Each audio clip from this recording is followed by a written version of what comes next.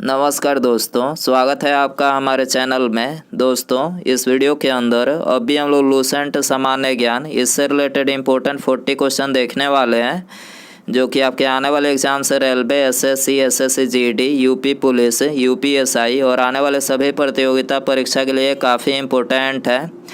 तो आप इन एक एक क्वेश्चन को रट लीजिए। उससे पहले चैनल पर आया है तो चैनल को सब्सक्राइब कर, जो पास वाली घंटी का निशान है उसे भी ऑन कर दें। ठीक है दोस्तों, यदि आपको इनमें से किसी क्वेश्चन का आंसर पता है तो आप अपना आंसर जो है कमेंट बॉक्स में लगा सकते हैं।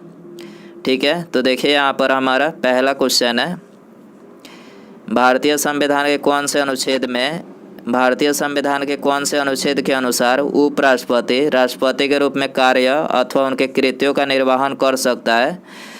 तो कौन सा अनुच्छेद है? तो देखिए यह है अनुच्छेद 65। आपको याद रखना है, अनुच्छेद 65 के अनुसार जो है उपराष्ट्रपति राष्ट्रपति के रूप में कार्य अथवा उनके कृत्यों का निर्वहन कर सकता है। ठीक है, आंसर हो जाएगा ऑप्शन डी। इसके अलावा यदि हम बात करें अनुच्छेद 61 है, तो देखिए अनुच्छेद 61 में जो है राष्ट्रपति पर महाभियोग चलाने की प्रक्रिया का प्रावधान किया गया है। अनुच्छेद 64 इसमें जो है उपराष्ट्रपति का राज्यसभा का पदेन सभापति होना। ठीक है, और अनुच्छेद 66 की बात करें तो इसमें जो है उपराष्ट्रपति का निर्वाचन का प्रावधान किया गया है। ठीक है, आपको याद रखना है। क्वेश्चन नंबर 2 है, निम्नलिखित में से कौन इंडियन नेशनल कांग्रेस की पहली महिला अध्यक्ष थी? तो देखिए इंडियन नेशनल कांग्रेस की पहली महिला अध्यक्ष ये थी एनी बेसेंट, जो कि भारतीय राष्ट्रीय कांग्रेस की 1917 में अध्यक्ष बने थे। ठीक है, आंसर हो जाएगा ऑप्शन ए। इसके अलावा यदि भारतीय पूछा जाए कि इंडियन नेशनल कांग्रेस की पहली भारतीय महिला अध्यक्ष कौन थी, तो वो थी सरोजनी नायडू, जो कि 1925 में अध्यक्ष बनी थी। ठीक है, आपको इनमें कन्फ्यूज नहीं होना है। भारतीय पूछा जाए तो सरोजनी नायडू थी, जो कि 1925 में बनी थी, और इस तरह से पूछा जाए तो एनी बेसेंट, जो कि 1917 में अध्यक्ष थी। ठीक है, आपको याद रखना है। इसके अलावा इंडियन नेशनल कांग्रेस की स्थापना कब हुई थी? तो ये हुई थी 28 दिसंबर सन 1885 को। ठीक है, क्वेश्चन नंबर 3 है, बराक नदी किन राज्यों की एक महत्वपूर्ण नदी है? तो देखिए बराक नदी जो है ये मणिपुर और मिजोरम की एक महत्वपूर्ण नदी है। आंसर हो जाएगा ऑप्शन ए। क्वेश्चन नंबर 4 है, भारतीय संविधान का अनुच्छेद 280 का संबंध है? तो देखिए भारतीय संविधान का जो अनुच्छेद 280 है तो इसका संबंध है वित्त आयोग से। ठीक है, आंसर हो जाएगा ऑप्शन बी। इसके अलावा वित्त आयोग की सिफारिश ये कौन से अनुच्छेद में है? तो देखिए वित्त आयोग की सिफारिश है जो है ये अनुच्छेद 281 में है। ठीक है, 281 में वित्त आयोग की सिफारिश है। निर्वाचन आयोग ये कौन से अनुच्छेद में है? तो अनुच्छेद 324 में। अनुच्छेद 324 में है। लोक सेवा आयोग के बारे में उपबंध ये कौन से अनुच्छेद में है? तो ये है अनुच्छेद 378 में। आपको याद रखना है। क्वेश्चन नंबर 5 है, भारतीय लघु उद्योग विकास बैंक यानी सिडबी की स्थापना किस वर्ष हुई थी? तो देखिए सिडबी की जो स्थापना हुई थी तो ये हुई थी 2 अप्रैल सन 1990 में। ठीक है, आंसर हो जाएगा ऑप्शन ए। इसके अलावा सिडबी का मुख्यालय कहाँ पर है? तो देखिए सिडबी का जो मुख्यालय है वो है लखनऊ, उत्तर प्रदेश में। क्वेश्चन नंबर 6 है, भारत का पहला जैविक राज्य किसे घोषित किया गया है? तो देखिए भारत का पहला जैविक राज्य जो है ये घोषित किया गया है सिक्किम राज्य को। ठीक है, आंसर हो जाएगा ऑप्शन सी। क्वेश्चन नंबर 7 है, इंडियन नेशनल कांग्रेस के किस अधिवेशन में देशी रियासतें के बारे में पहली बार किसी नीति का प्रतिपादन किया गया? तो ये कौन से अधिवेशन में किया गया था? तो ये भारतीय राष्ट्रीय कांग्रेस के नागपुर अधिवेशन 1920 में किया गया था। ठीक है, आंसर हो जाएगा ऑप्शन सी। क्वेश्चन नंबर 8 है, राष्ट्रीय उद्यान जो भारत और नेपाल की सीमा पर गंडक नदी के तट पर स्थित है वह है? तो कौन सा राष्ट्रीय उद्यान है?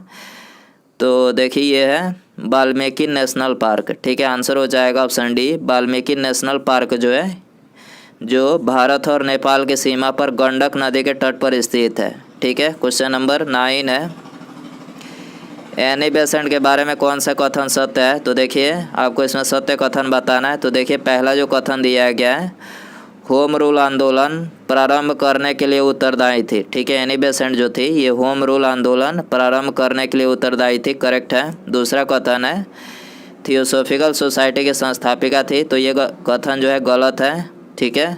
तीसरा कथन है इंडियन नेशनल कांग्रेस की एक बार अध्यक्ष थी। ठीक है। एनी बेसेंट जो थी इंडियन नेशनल कांग्रेस की एक बार अध्यक्ष थी, और कब 1917 में। ठीक है, आपको याद रखना है 1917 में अध्यक्ष थी। तो आंसर हो जाएगा 1 और 3। ठीक है, सी करेक्ट हो जाएगा, केवल 1 और 3। क्वेश्चन नंबर 10 है जालियांवाला बाग नरसंहार के समय भारत में वायसराय कौन था? तो देखिए उस समय जो भारत में वायसराय था वो था लॉर्ड चेम्सफोर्ड। ठीक है। इसके अलावा जालियांवाला बाग हत्याकांड कब हुआ था? तो देखिए जालियांवाला बाग हत्याकांड 13 अप्रैल सन 1919 को हुआ था। और इसमें सरकारी रिपोर्ट के अनुसार कितने व्यक्ति मारे गए थे? 379 व्यक्ति मारे गए थे, जबकि प्रत्यक्ष अप्रत्यक्षदर्शी के अनुसार जो है 1000 मतलब प्रत्यक्षदर्शी के अनुसार जो है 1000 से भी ज़्यादा व्यक्ति मारे गए थे। ठीक है, लेकिन सरकारी रिपोर्ट के अनुसार जो आंकड़ा आया था 379 व्यक्ति मारे जाने की आंकड़ा आया था। ठीक है। क्वेश्चन नंबर 11 है ग्लेशियर से पिघलने, वाष्पीकरण और हिमस्खलन के कारण बर्फ़ कम होने को क्या कहा जाता है? तो देखिए इसको जो है अपक्षरण बोला जाता है। ठीक है। ग्लेशियर से पिघलने, वाष्पीकरण और हिमस्खलन के कारण बर्फ़ कम होने को क्या कहा जाता है? तो देखिए इसको जो है अपक्षरण बोला जाता है। ठीक है, आंसर हो जाएगा ऑप्शन ए। क्वेश्चन नंबर 12 है भारत में अधिकतम किस प्रकार के वन पाए जाते हैं? तो देखिए भारत में अधिकतम जो है ये उष्णकटिबंधीय पर्णपाती वन पाए जाते हैं। आंसर हो जाएगा ऑप्शन डी। क्वेश्चन नंबर 13 है पालघाट दर्रा अवस्थित है। तो देखिए पालघाट दर्रा जो है ये नीलगिरी और अन्नामलाई पर्वत के मध्य अवस्थित है। आंसर हो जाएगा ऑप्शन बी। क्वेश्चन नंबर 14 है गैसोहोल है। तो देखिए गैसोहोल जो है ये एथिल अल्कोहल प्लस पेट्रोल है। आंसर हो जाएगा ऑप्शन ए। क्वेश्चन नंबर 15 है बीएमडी परीक्षण किसकी पहचान के लिए किया जाता है? तो देखिए बीएमडी जो परीक्षण किया जाता है तो ये ऑस्टियोपोरोसिस की पहचान के लिए किया जाता है। आंसर हो जाएगा ऑप्शन बी। क्वेश्चन नंबर 16 है नीति आयोग के विषय में निम्नलिखित में से कौन सा कथन सही नहीं है? तो देखिए नीति आयोग के बारे में इसमें आपको गलत कथन बताना है। तो देखिए करेक्ट आंसर ऑप्शन बी हो जाएगा। इसमें एक पूर्वकालीन अध्यक्ष होता है। देखिए ये कथन जो है गलत है, क्योंकि नीति आयोग का जो अध्यक्ष होता है वो पदेन अध्यक्ष होता है। ठीक है, प्रधानमंत्री जो होते हैं ये पदेन अध्यक्ष होते हैं नीति आयोग का। ठीक है, जो प्रधानमंत्री होगा वही नीति आयोग का अध्यक्ष होगा, आपको याद रखना है। और बाकी ये तीनों कथन जो है सत्य है। इसका गठन योजना आयोग के स्थान पर किया गया था। इसका गठन जनवरी 2015 में किया गया था। ठीक है, और यह सहकारी संघवाद के सिद्धांत पर आधारित है। ठीक है, तो यहाँ पर ये तीनों कथन करेक्ट है और दूसरा कथन जो है ये असत्य है। तो आंसर हो जाएगा ऑप्शन बी। क्वेश्चन नंबर 17 है लंबाड़ी लोक नृत्य किस राज्य से संबंधित है? तो देखिए लंबाड़ी लोक नृत्य जो है ये आंध्र प्रदेश राज्य से संबंधित है। आंसर हो जाएगा ऑप्शन सी। क्वेश्चन नंबर 18 है 2011 की जनगणना के अंतिम आंकड़ों के अनुसार 2001 से 2011 की अवधि में भारत में जनसंख्या की 10 की वृद्धि दर कितनी थी? तो 2001 से 2011 की अवधि में भारत की जनसंख्या की 10 की जो वृद्धि दर थी वो कितनी थी? तो ये थी 17.64%। आंसर हो जाएगा ऑप्शन बी। क्वेश्चन नंबर 19 है फेसबुक कंपनी ने अपना नाम बदलकर नया नाम क्या कर दिया है? देखिए वेरी इंपॉर्टेंट क्वेश्चन है। ठीक है, तो दोस्तों वीडियो पसंद आ रहा है तो प्लीज़ वीडियो को लाइक शेयर और चैनल पर नया है तो चैनल को सब्सक्राइब करके बेल आइकन जरूर सेंड करें। ठीक है, क्योंकि इसमें सारे इंपॉर्टेंट ही क्वेश्चन लिए हैं जो कि आपके एग्ज़ाम में पूछे जाएंगे। ठीक है, वही क्वेश्चन इसमें लिया गया है, तो आप इस वीडियो को लाइक ज़रूर करें। ठीक है, तो फेसबुक कंपनी ने अपना नाम बदलकर नया नाम क्या कर दिया है? तो नया नाम जो है मेटा कर दिया है। ठीक है, इसके अलावा यदि हम बात करें फेसबुक कंपनी की तो देखिए फेसबुक जो है ये एक सोशल नेटवर्किंग साइट है जो और इसकी स्थापना 2004 में की गई थी। मुख्यालय कैलिफोर्निया यूएसए में है। ठीक है, और इसके सीईओ जो है मार्क जुकरबर्ग हैं, आपको याद रखना है। क्वेश्चन नंबर 20 है प्लास्टर ऑफ पेरिस का रासायनिक नाम क्या है? तो देखिए प्लास्टर ऑफ पेरिस का जो रासायनिक नाम है वो है कैल्शियम सल्फेट हाइड्रेट। ठीक है, आंसर हो जाएगा ऑप्शन सी। क्वेश्चन नंबर 21 है, निम्न तत्वों में से किसकी परमाणु संख्या क्लोरीन की तुलना में अधिक है? तो क्लोरीन की तुलना में जो है ये पोटेशियम की परमाणु संख्या अधिक है। आंसर हो जाएगा ऑप्शन ए। क्वेश्चन नंबर 22 है, निम्नलिखित में से किस संविधान संशोधन के द्वारा यह प्रावधान किया गया कि राष्ट्रपति संविधान संशोधन विधेयक पर अनुमति देने के लिए बाध्य है? तो ये किस संशोधन के द्वारा प्रावधान किया गया? तो ये किया गया था 24वां संशोधन के द्वारा। ठीक है, आंसर हो जाएगा ऑप्शन ए। क्वेश्चन नंबर 23 है, ऋग्वेद में यौ शब्द किस कृषि उत्पाद के लिए किस कृषि उत्पाद हेतु प्रयुक्त किया गया है? तो ये जौ के लिए प्रयुक्त किया गया। ठीक है, आंसर हो जाएगा ऑप्शन डी। क्वेश्चन नंबर 24 है, बंगाल की वामपंथी महिला नेताओं ने 1942 में निम्नलिखित में से किस संगठन की स्थापना की थी? तो देखिए ये की थी महिला आत्मरक्षण समिति की स्थापना। ठीक है, बंगाल में वामपंथी महिला नेताओं ने 1942 में किस संगठन की स्थापना की थी? तो ये महिला आत्मरक्षण समिति की स्थापना की थी। आंसर हो जाएगा ऑप्शन डी। क्वेश्चन नंबर 25 है, खुदाई खिदमतगार को आम लोग किस नाम से जानते थे? खुदाई खिदमतगार को आम लोग किस नाम से जानते थे? तो ये जानते थे लाल कुर्ती वाले के नाम से। आंसर हो जाएगा ऑप्शन बी। क्वेश्चन नंबर 26 है, कृषि जनित खाद्य पदार्थों जैसे घी, शहद इत्यादि की गुणवत्ता के प्रमाणन के लिए मानक का निर्धारण कौन करता है? तो देखिए इसका निर्धारण जो है एक मार्क करता है। ठीक है, कृषि जनित खाद्य पदार्थों जैसे घी, शहद इत्यादि की गुणवत्ता के प्रमाणन के लिए मानक का निर्धारण कौन करता है? एक मार्क। ठीक है, आंसर हो जाएगा ऑप्शन बी। क्वेश्चन नंबर और हाल मार्क अगर पूछा जाए कि हाल मार्क किस पर लगाया जाता है? तो ये शुद्ध आभूषण पर हाल मार्क का जो है उपयोग मतलब हाल मार्क का प्रयोग किया जाता है, आपको याद रखना है। क्वेश्चन नंबर 27 है, निम्नलिखित में से किसने विद्युत चुंबकीय प्रेरण की खोज की? तो देखिए विद्युत चुंबकीय प्रेरण की खोज ये फैराडे ने किया था। आंसर हो जाएगा ऑप्शन सी। क्वेश्चन नंबर 28 है, 1927 का बटलर कमीशन का संबंध है। तो देखिए 1927 का बटलर कमीशन का जो संबंध है तो ये है देसी राज्यों के साथ संबंध है। ठीक है,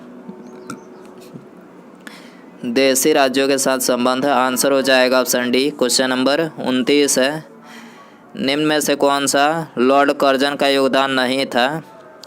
तो देखिए करेक्ट आंसर ऑप्शन सी हो जाएगा। दास प्रथा का अंत जो था ये लॉर्ड कर्जन का योगदान नहीं था, और बाकी ये तीनों पुलिस सुधार, बंगाल विभाजन और प्राचीन स्मारक संरक्षण अधिनियम, ये तीनों जो था ये लॉर्ड कर्जन ने किया था। ठीक है, अंडमान निकोबार द्वीप समूह में किस प्रकार के वन पाए जाते हैं? तो देखिए अंडमान निकोबार द्वीप समूह में जो है ये सदाबहार वन पाए जाते हैं। आंसर हो जाएगा ऑप्शन बी। क्वेश्चन नंबर 31 है, लाल मृदा का रंग लाल होने का क्या कारण है? तो देखिए इसका जो लाल होने का कारण है वो है लोहे के ऑक्साइड की उपस्थिति के कारण। ठीक है, लाल मृदा का लाल होने का क्या कारण है?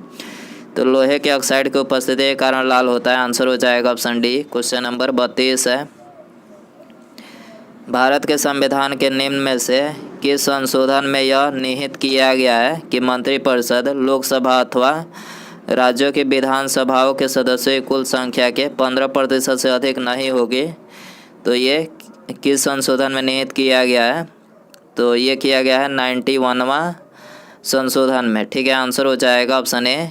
91वां संशोधन में ये निहित किया गया है कि मंत्रिपरिषद लोकसभा अथवा राज्यों की विधानसभाओं के सदस्यों की कुल संख्या के 15% से अधिक नहीं होगी। ठीक है, क्वेश्चन नंबर 33 है, चाइनीज कंपनी टिकटॉक किस कानून के तहत बैन हुआ था?